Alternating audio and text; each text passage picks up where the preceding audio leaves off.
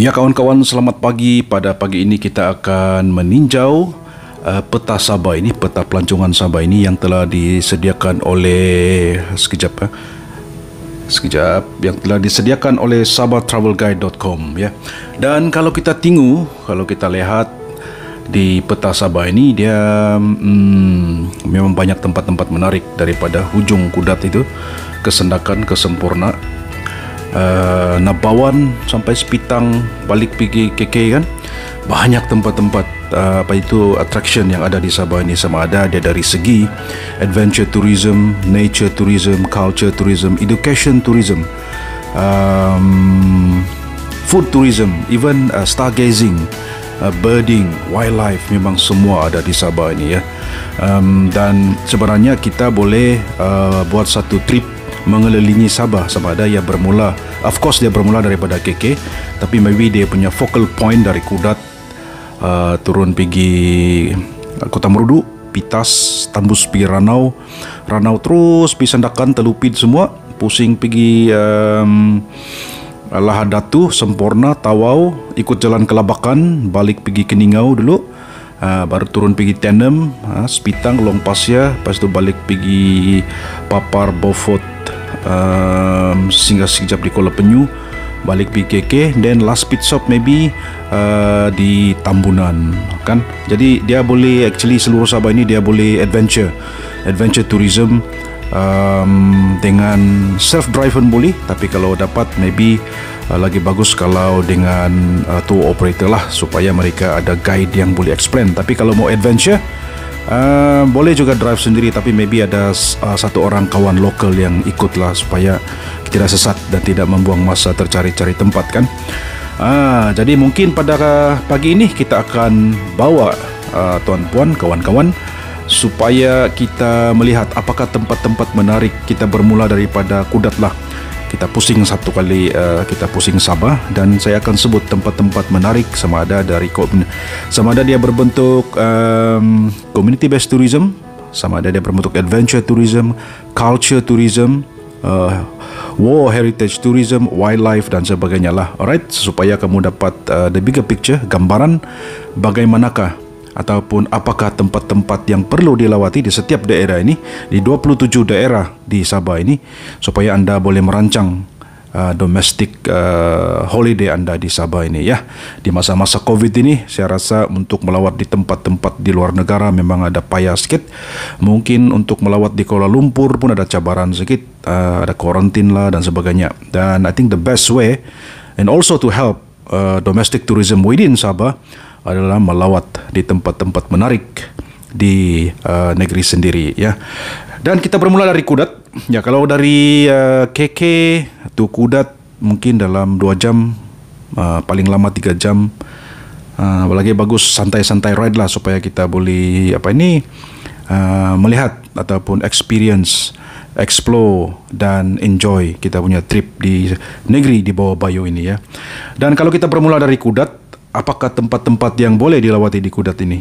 Bila kita tidur sana lah, contohnya kita stay overnight, mungkin dalam 3 hari 2 malam ataupun 4 hari 3 malam ya. Tempat-tempat seperti Tiva Borneo, di mana tempat cantik, pantai yang cantik, tempat melihat sunset yang cantik, laut yang cantik, pantai yang bersih, putih, pasir dia, dan memang harus dilawati ya. Tiva Borneo, Pulau Bangi dan Belambangan juga merupakan satu tempat yang harus dilawati kalau di Kudat, dan juga experience Tun Mustapa Marine Park yang merupakan I think one of the largest in Malaysia lah, Marine Park.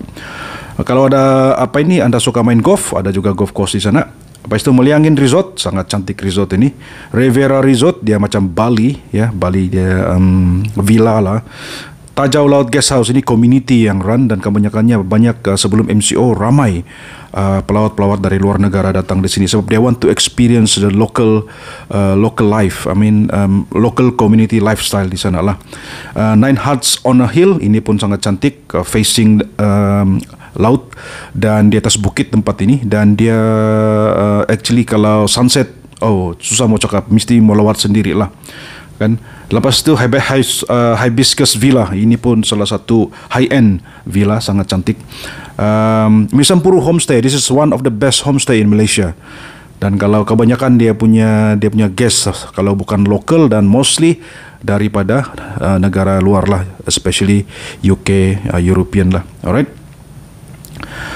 Sikwati Honeybee Farm ini kalau anda mau experience sendiri bagaimana mereka menternak lebah dan juga menuai to harvest itu madu lah. Lepas itu Bengko Virgin Coconut Oil Processing Center. This is also good for agrotourism and education tourism. First hand knowledge on how they process from A to Z the Bengko Virgin Coconut Oil lah. Secret Place Beach Cafe. This is also very good, very nice beach ya.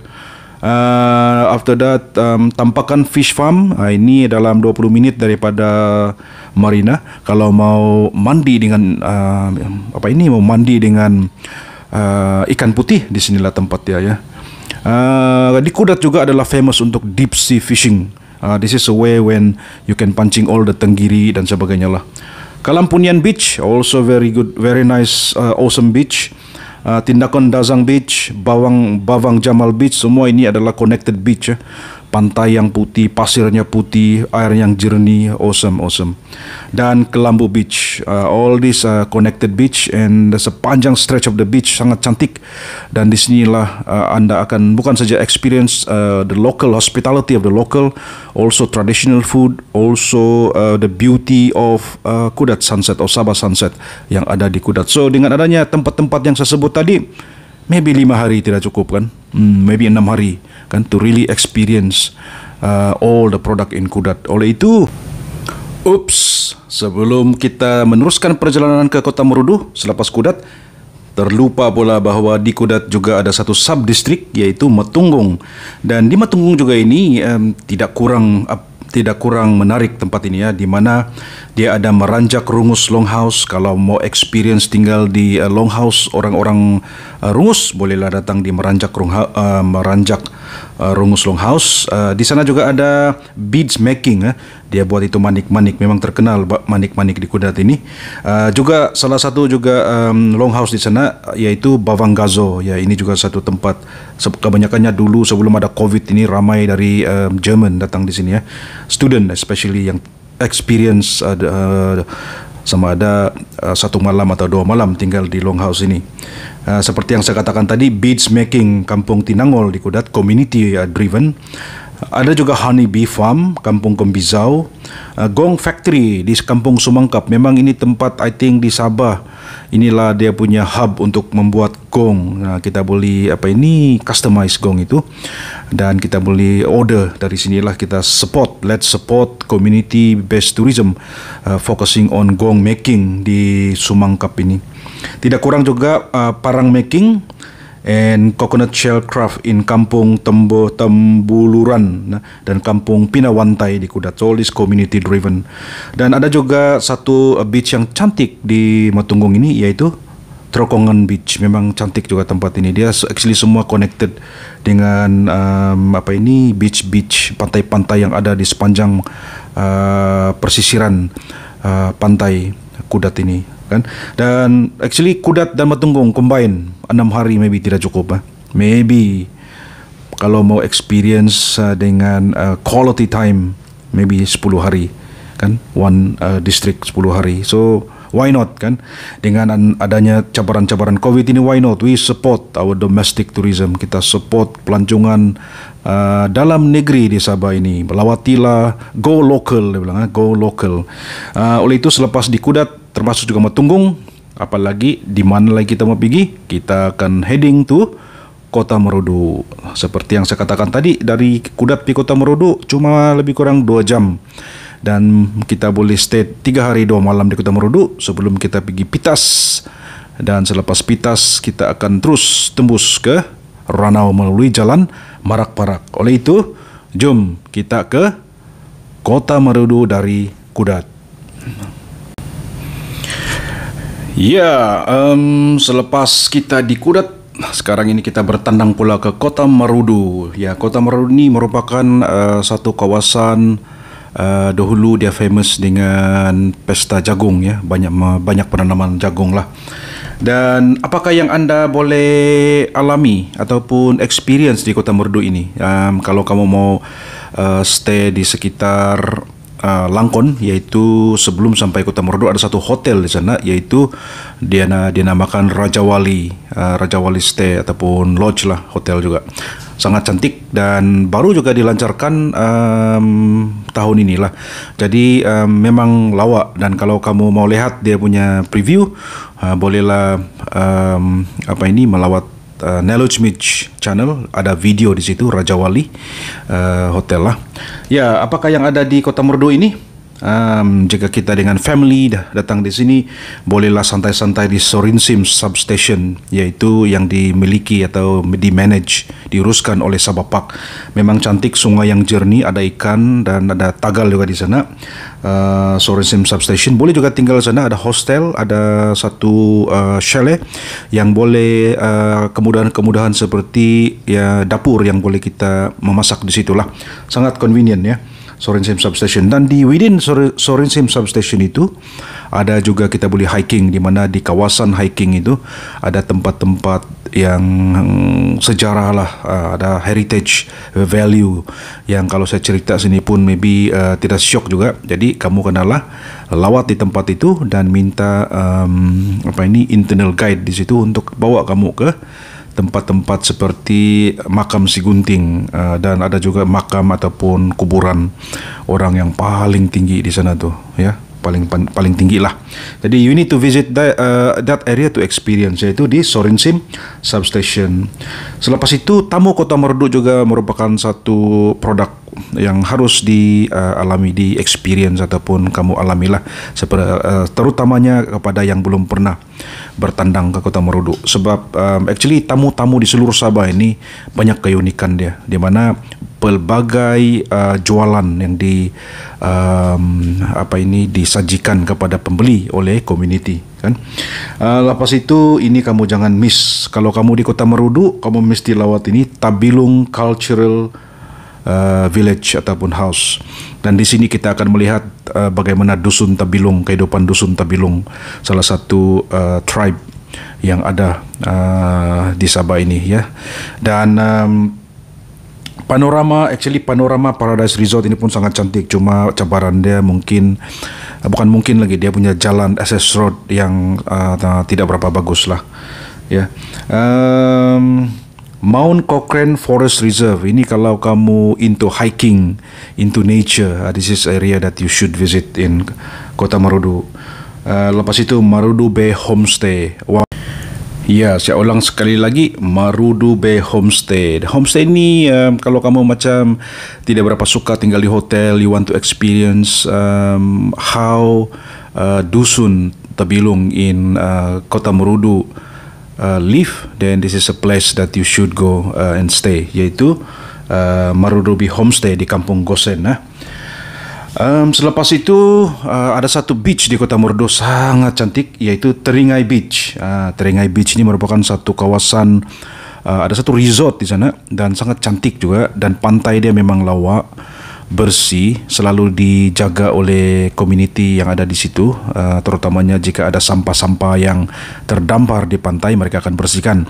Dan di kawasan itu juga sangat bagus, sangat melecun lah untuk snorkeling ya, snorkeling. Dan ada satu legend, ada satu batu di jauh sedikit dari pantai, dalam 20 menit dengan boat, dan ada satu batu yang menyerupai submarine punya teropong tuh kalau dia kasih naik lah kan. Jadi kamu kena go day and experience that legendary rock yang ada di Teringai Beach. Selepas itu Syarif Osman Historical Tomb. Ini sebenarnya sangat bagus, cuma pada masa ini dia belum lagi di develop betul-betul lah. Dan ya community driven, dan banyak lagi yang perlu diperbaiki di kawasan ini.